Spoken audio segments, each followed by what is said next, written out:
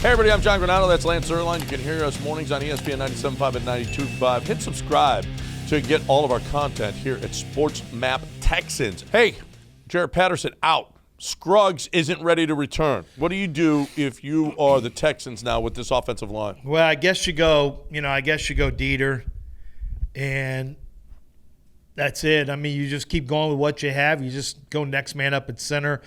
You could take a look at, potentially a trade deadline move, but I don't think that's the move unless you're going to give up a seventh rounder for somebody that you think could do the job. I think it really depends on what's going on with Juice Scruggs. I don't know. They're kind of quiet about what it is. We just know that they're already ruling him out for this week. So it's been a pretty long run for Juice Scruggs being out. So I think a lot of it depends on where Juice Scruggs is, which we don't really know, and then what they think of Michael Dieter. I think that's going to be the key. But my guess is they don't do anything drastic. No.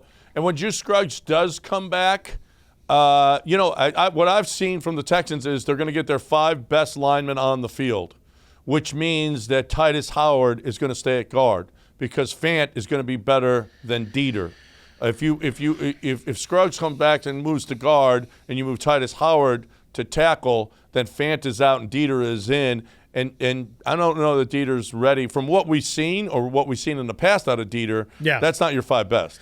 Yeah, they got to determine what's the 5 best. One thing I think that needs to be taken into account, John, is that's definitely your 5 best pass protection unit. Is it your 5 best run blocking unit? Because I think, the run blocking has got to get better. And I think Dameon Pierce needs to start seeing it better, start running with a little more reckless abandon downhill. You can see he's thinking a little too much. He's having a hard time recognizing where to go if there's not a clear point of entry.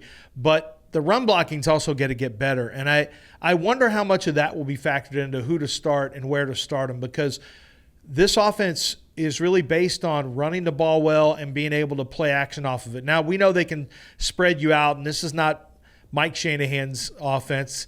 It's more like Kyle's, which means it could be anything at any given time. So that's what Bobby Slowick does. But I do think that how the team is run blocking is going to be pretty important because it's not good enough right now. I've seen a lot of criticism this week and in weeks past about using Tank Dell in the running game. But I think that you have to get outside, and they haven't been able to get outside at all with these 2 running backs. So it looks like you've got to have to, if you've got to try to get outside some way, shape, or form, and if that includes Tank Dell, then oh well. What's the criticism, though? I mean, Tank Dell's electric with the ball in his hands. Because he's so small that you possibly are going to get him lit up, that that he's not built for this. They don't have him return punts ever. Yeah, right. I mean, but that you're talking about I guess linebackers lighting him up on the outside or whatnot, as opposed to, you're right. I mean, he is used in the punt game, but he's not used nearly enough in the receiving game. How about using him more there as opposed to the running game? Well, I think they wanted to. I think they tried to. Yesterday was not a great, or rather this weekend was not a great indicator. To me, if you were worried about Tank Dell getting hurt, if you put the ball in his hand, shouldn't have drafted him. I just think that what makes him special is when the ball is in his hands, really special things can happen. And you've just got to trust that he's smart, can get down, can get out of the way of hits. He got drafted for a reason. It's to be explosive. And if you now are worried about him getting hurt, then you may not have drafted the right guy. Because to me, you drafted him for one specific purpose, and it's because he's special. So use what he has. And I thought he looked good on some of the runs. I think he's talented. So I like when Bobby Slowick does it. I think it keeps teams on their heels. You don't have to do it a ton. You have to show it, though. They have not been good running the football. Is it the running backs?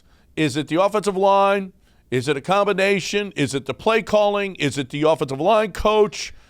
Where does the blame lie with this inability to run the football? I think it starts with Titus Howard is not really a now, if you run zone stuff, Titus Howard should actually work there. But I think Titus is at his best when he's at right tackle. We've seen him at guard in the past. He doesn't get a lot of movement in the run game.